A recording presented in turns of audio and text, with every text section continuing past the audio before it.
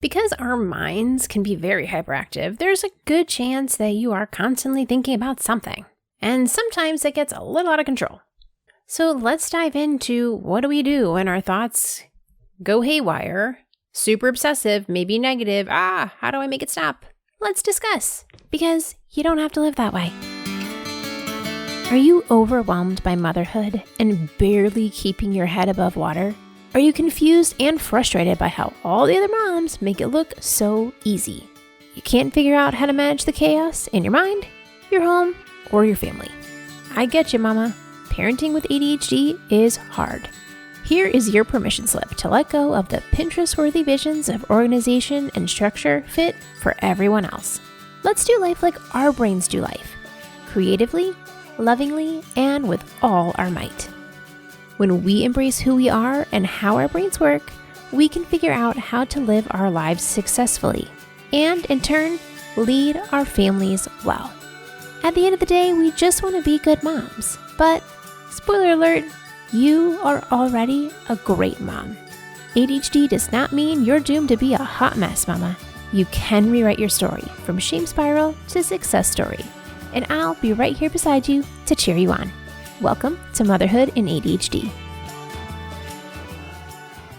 Before we jump into this week's episode, let's read a review of the week. This one is 5 stars from Nicole, entitled, "Love You." You are such a bright light in this murky world of ADHD and motherhood. Bless you, girl, for always being so kind and selfless as you lead us each week in your episodes. Hope you keep them coming, because you're changing lives. Smiley face, hugs, Nicole. Thank you so much, Nicole. It really warms my heart when I know that I'm not just talking to myself in my closet. Please tell the people you love them, appreciate them, because it means a lot. It means so much to me to know that someone is listening and it means something.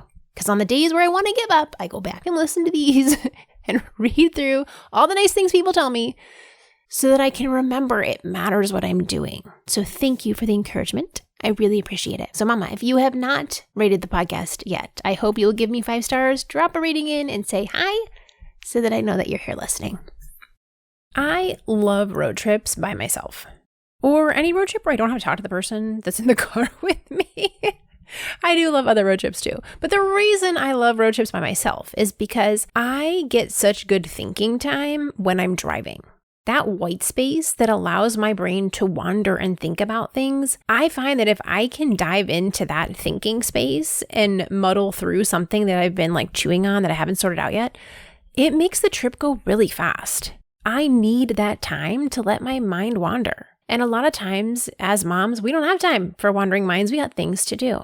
But when we have ADHD, it's really, really helpful for us to create these white spaces in our day so that our brain can think about things, to wander, to meander, to be free. Because when we don't have space to be able to let our mind wander, it needs to wander at some point. You have things you need to chew on.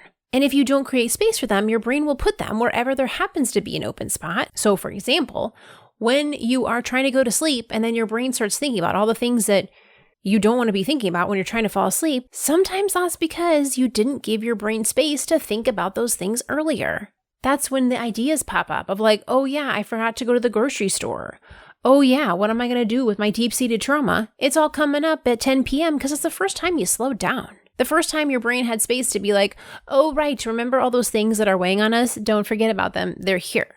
So side note, if you are somebody who has all those things popping up right before bed, keep a notebook there, scribble all the notes down, and deal with it tomorrow. But that way you won't lose them. You still have to deal with them tomorrow, but they aren't lost thoughts. But when it's topics that are big and we're really diving deep into them, sometimes we can get stuck there, and that hyper focus really sinks in its teeth, and we get stuck in this hyperdrive that spins us like a tornado or water spinning down a drain, and we get pulled farther and farther into these nosedives where we're sometimes we don't have the capacity to deal with that when those things come up. So this topic of rumination, first let me start by defining, ruminating means a deep or considered thought about something.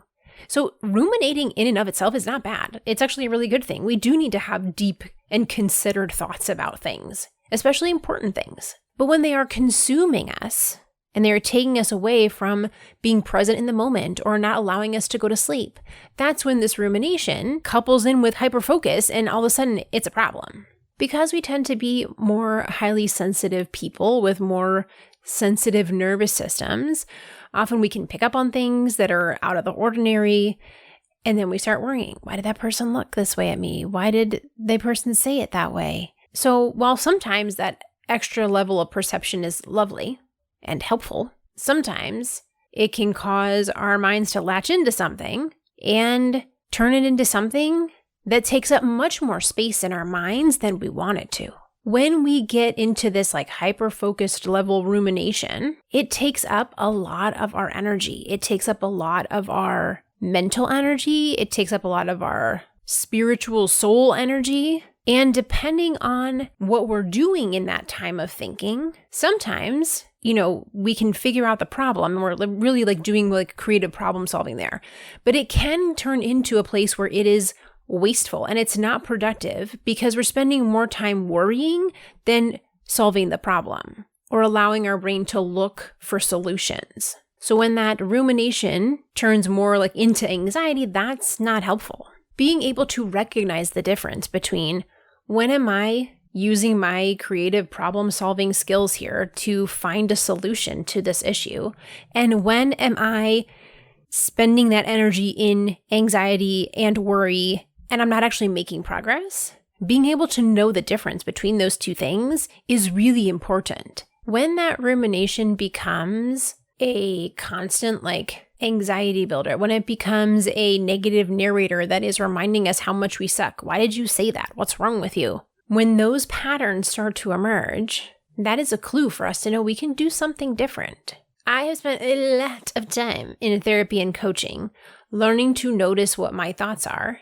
And after I did my coach training around neuroplasticity, I realized, oh my goodness, I don't have to keep doing that. Like, the brain is a predictive organism. Your brain takes like all the things that have happened in the past and then guesses what it thinks is going to happen in order to keep you safe. So like if you have fallen off a bench as a kid, your brain will know like, hey, if I'm standing on this bench, I either need to hold on or get down, because what happens on benches when we stand? We fall. So that's a way that it keeps us safe. But if it gets to the point where you look to the bench and then you immediately feel anxiety just by looking at the bench, all of a sudden that predicting, while yes, it's like keeping it safe, but like it's also creating an issue that wasn't there because you are not standing on the bench. You are not actually in an unsafe place. So like, while yes, thank you, brain, for keeping me safe. I really appreciate that. We don't have to stay in that predictive place. Like, we are able to, as grown-ups, say, is that the place where I want my thoughts to go, or do I want to choose something different? So this is a little bit of a tricky concept because things are not 100% in control in your thoughts. There are a lot of things your brain and body do to protect you. So like, for example, if somebody throws a ball at your face, before your brain fully processes that information, your amygdala is going to make you do that reaction of like, get out of the way, because obviously you don't want to get hit in the face, before your prefrontal cortex can go in and process all of that of like, oh, that thing that's flying at my face, is it a balloon that's not going to hurt me? Or is it a football, which would break my nose? Like, your body is going to protect you and move you out of the way before you get hit in the face. So part of our reaction time is built in to keep us safe without anything being processed, because we don't have time for that to keep us safe. But then once things do get processed, it is taking into account the information that already came in and the reaction that we did not process through, and this new information, and coming up with a new way of doing things. So I want to make sure that I'm like really clear here that like, a lot of times people will be like, well, it's all in your head. You can control that with mindset. And it's like, yes and no. There are some things that happen that we don't have control over, and then there are some things that do. So the things that are happening really fast, maybe we don't have as much control over. But then what happens after that, we do. And this is where we create the choice and allowing our brain and body to know, like, you have the option to not stay in that place of fear. So I want to make sure that I'm sensitive here of like, this isn't 100% all made up in your head that you have total control over. And it's also not 100% you don't have any control over it and you just got to suck it up. There is a balance here when we're talking about our mind and our thoughts. Like, both pieces are in play. Both pieces are true. You know, I love the both and. Both are true. There are things that you have control over and there are things that you don't have control over. So what can we do with the things that we have control over while having grace for ourselves for the things that we don't have control over? So like, for example, I hate when people pretend like they're going to bop you in the face and they're like, haha, I made you flinch. I'm like, well, yeah, dummy. Of course you did, because that's what our eyeballs are supposed to do, because they're supposed to protect us from getting stuff in our face. Like when people make fun of other people for that like immediate reaction where like they didn't process whether or not they were actually going to get hit in the face. They just saw something flying at them, like at their eyeballs. And of course their body moves out of the way. I'm like, clearly I'm a child of the 90s here, because I'm like, oh, that was like one of my least favorite jokes of 1992 or whenever that was popular. Back on track, Patricia. So like this idea that when our brains get caught in rumination, in this deep thought, we have the choice to say, hey, this is a good thing. I am spending this time, I'm giving myself space to have time for my brain to wander and chew on something and figure out, how do I feel about this? What do I think about this? And find the correct answer or a slew of solutions that you could try to figure out how you're going to solve this thing, while also giving yourself the grace to know that like your brain is a predictive organ. It's going to take past history and protect you from what's going on. And so like, thank you, brain. I appreciate that. And once I process that through, how can I change the way that I think about it so that I'm not stuck in that place of only being reactive with no processing involved? It takes both. I'm not going to be mad at myself about that. I will have grace and forgiveness for myself. And then what am I going to do about it? Like, yes, we're going to be reactionary. And how do I be proactive in dealing with this? Because staying in this place of worry and anxiety and stress is not good for us. It's not helpful for us. We do want to make sure that we're protecting ourselves from things that are not good for us. But like, we don't want to stay in that place where our fear and our worry and our anxiety are making the choices for us all the time. And this is a learned skill. It takes time to get the hang of it, but we do have so much control. And I don't even like the word control, because that makes it sound like we're like white knuckle holding on and like making things happen.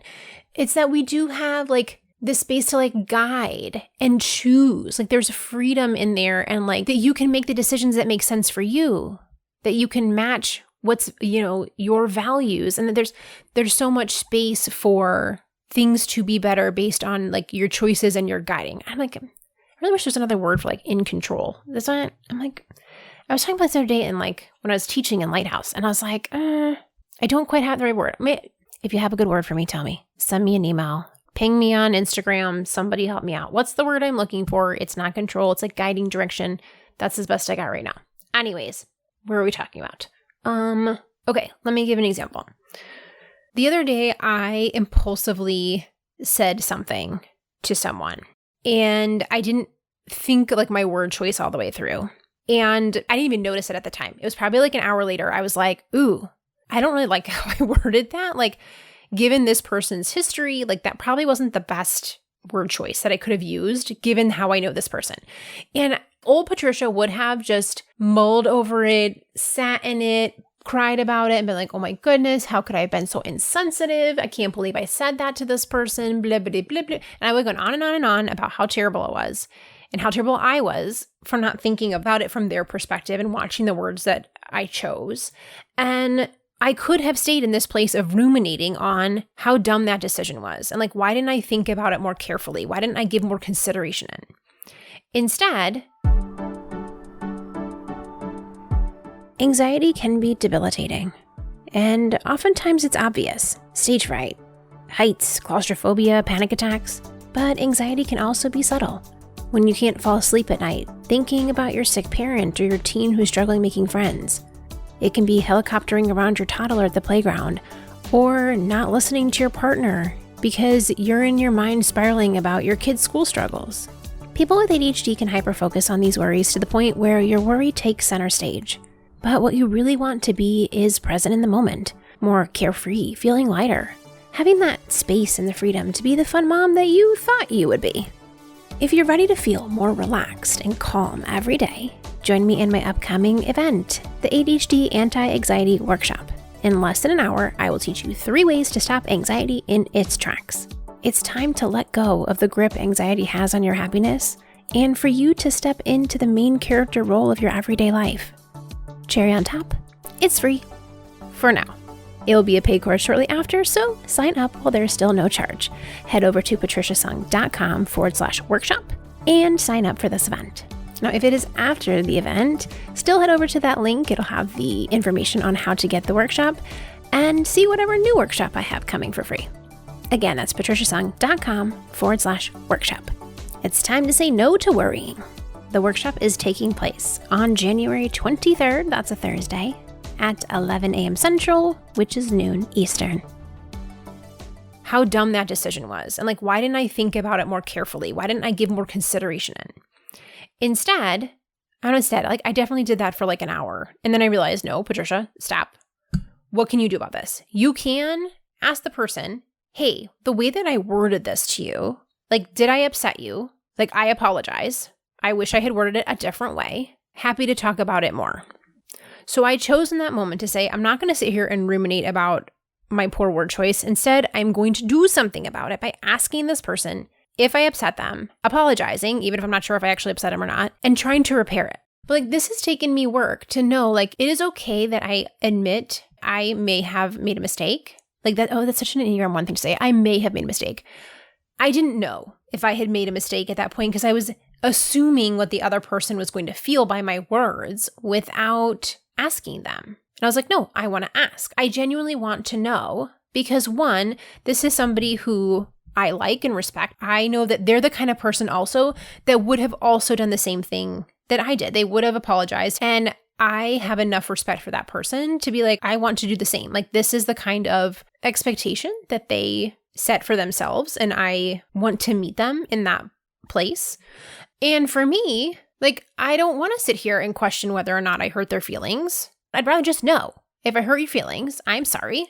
I hurt your feelings. But it also takes vulnerability for me to step out and say, I am willing to admit, I'm wrong and I will apologize. And it also takes, who's the person you're talking to? Is that a safe space to have this conversation? Because we do have to consider, not everybody is at the maturity level where they can discuss these things.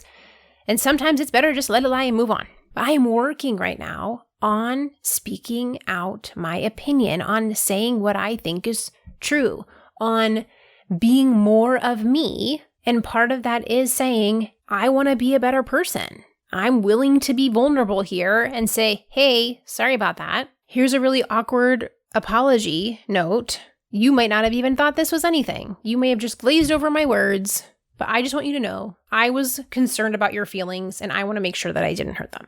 So I take you through the step-by-step of what I was thinking because I want you to be able to see rumination is a complicated thing. Deep thoughts are a complicated thing.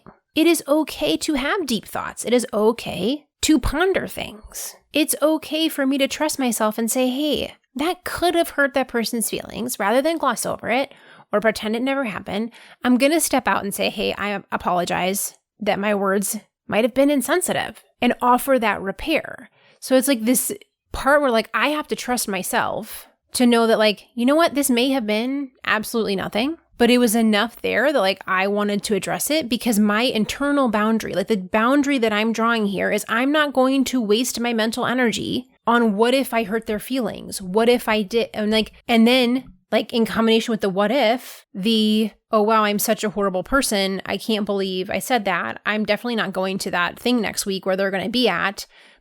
Turning it to this big giant what if molehill, which could have been nothing. So rumination also has to do with your internal boundaries. What are you willing to spend your mental energy on? And what are you not willing to spend your mental energy on? What are you willing to spend your heart energy on? And what are you not willing to spend your heart energy on? Because anxiety is spending your energy on what-ifing the situations that may or may not be true. And honestly, usually they're not, because usually anxiety is turning into something way worse. Have y'all seen Inside Out too? Taking the situation and turning it into something that's totally blown out of proportion. It's not true. It's very unlikely. And yes, there is some root that could be true. And that's where our brain is taking this prediction of well, this might happen. It could happen. But what I can do something about is the things that are true and likely. But the things that are not true and not likely, I don't want to waste my energy on those. So I can do something about my true feelings where I worried I hurt this person's feelings. There is the possibility that my words are insensitive. So that's where I want to spend my energy, was writing the awkward response back to be like, sorry, can I repair this? That's what I want to put my energy into. And then after that, I send it, and then I just have to wait, which is also hard. But I know that I did everything that I could. So now I don't have to use my energy on the what ifing. I put the ball in their court, and if they want to talk to me about it, they can. If they choose not to, they also can do that. But in that case, it's not my problem anymore because I have offered an apology. If they don't want to accept it, that's on them. I did my part. So this is where we can draw the boundaries of what we are willing to spend our mental and spiritual or heart energy on, and what can I do that's actually going to make a difference? How can I actually work toward finding a solution? And then I can let go of the other stuff. It doesn't have to weigh on me. I don't have to carry around that baggage. Because what I've also noticed is that when we just circle around things in our head, they can take on a life of their own. When we say out loud the things we're thinking in our head, a lot of times having an objective perspective of someone else listening and being like, wait, you talk to yourself like that? What? Your friend would be like, no, you can't talk to yourself like that. What? You deserve so much better than that. Or if we talk about like, well, I said this, and then what if they're thinking this, and what if they're never going to speak to me ever again? I can't leave my house because what if I see my neighbor on the, walking to school? Like when we turn it into this giant what if and then if and what if and the dominoes, when we bring it into the light and someone else has eyeballs on it, they're like, that's probably not going to happen. But in our minds, because it was in the dark, it festered and it grew mold and created this huge septic problem that didn't actually exist. But when we bring it out into the light and say, hey, I'm worried that I hurt your feelings, which is like a genuine kind of worry. Can I repair this? Then all of a sudden, it's not festering into it. And even if the person doesn't like my response, they know that I'm willing to talk about it if they want to deal with it. And they might not have the capacity to, that's okay. But they know that I tried. And they know that the door is open if they want to come. But by choosing a different action, instead of spinning it around in my head about that dumb thing I said, bringing it into the light and saying, hey, I'm sorry, all of a sudden it's not growing into something different. Now, if you're someone who's Christian, I recently was at an event where Andy Crouch was talking, and he said anxiety is a future imagined without God. And he's like, I didn't actually say this, somebody else did. He couldn't remember who. But I was like, I loved that quote because it reminded me that like, for me, like when I put my faith in God, I don't have to worry about all the other stuff because I know he's got it. So when we let that anxiety fester in the dark, becoming septic, that's where that negativity and the obsession can grow, as opposed to when we bring it out into the light, now we can actually do something with it. So as we tie this all together, 1, you don't have to stay in the place of anxiety and thought spirals and what ifs. You can make different choices. That's what we work on in coaching every time. How do we make different choices to do something different? Because we keep doing the same thing, we can't expect a different result. That's why I love neuroplasticity, because we can take this automatic reaction we have when, our friend doesn't text us back and then we assume that they're mad at us. We can take that and say, what am I going to do differently with this? And have a plan so that it's not this death spiral of now my friend hates me. Or when your boss sends you one of those lame emails that's like, we need to talk later. Let's have a mystery meeting. And you're like, oh my gosh, I'm getting fired. Instead saying, oh, could you let me know what the agenda is so I can prepare? And you choose a different action rather than like drowning in a puddle of self-pity. And you ask for the agenda. You either will get a response that's like, oh yeah, it's about whatever, blah, blah, blah, very innocuous. Or you get the vague response back, then maybe you have something to worry about. But at least you know. And you're not imagining it. So we can do something with anxious thoughts. We can do something when our rumination turns from deep thought to worry. Like we can learn the distinction between the two so that we know, am I working towards a solution or am I working towards making myself feel terrible? So yes, that's number 2. You can choose something different. And number 3 is that our brain needs the white space to be able to think about things. Our brains were designed to process and be wonderful, creative pieces of our body that make us different than trees and rodents. Like our brain is designed to do beautiful things. Give yourself those white spaces to be able to think about the things that matter to you, whether it's trying to problem solve whatever's going on in your life or to just let your brain wander and like watch the clouds and see what shape they are. But that white space is needed for us. And if we don't give it to our brains, it will take it at 1 a.m. when you're trying to fall asleep. So while rumination can turn into something that's not good for us and can turn into obsessive or negative thoughts, it doesn't have to. there is really great rumination. And honestly, I think that's why a lot of people with ADHD are amazing inventors, because their brains have deep thoughts about really cool stuff. But we can learn the difference and we can do something about it. We're not stuck that way. Now, if you want to learn more about how to stop anxiety in its tracks, I'm hosting a free workshop after the holidays about the anti-anxiety workshop. I'm going to teach you 3 ways to stop anxiety in its tracks. And to be honest, you only need one of them to work. You don't have to learn every single skill I teach you. You need one, but hopefully you get several good ideas out of there. And it'll be less than an hour. So it's free for right now. I'm going to turn it into a paid course later. So go sign up while it's free. It's going to be a really tangible way to do something different with your anxiety. So go sign up. patriciasung.com/workshop. And if you were listening to this and it's already after the holidays and that workshop already happened, go to that same link anyways, because 1, you can see how to get that replay. And 2, I'm going to be hosting free workshops regularly because I really love teaching and I want to hang out with you. So see whatever the next free workshop is. All right. So go sign up, patriciasung.com/workshop. Let's stop that anxiety in its tracks and learn how to do something different, because you deserve to be happy every day. I'll talk to you soon, Successful Mama. For more resources, classes, and community, head over to my website, motherhoodinadhd.com.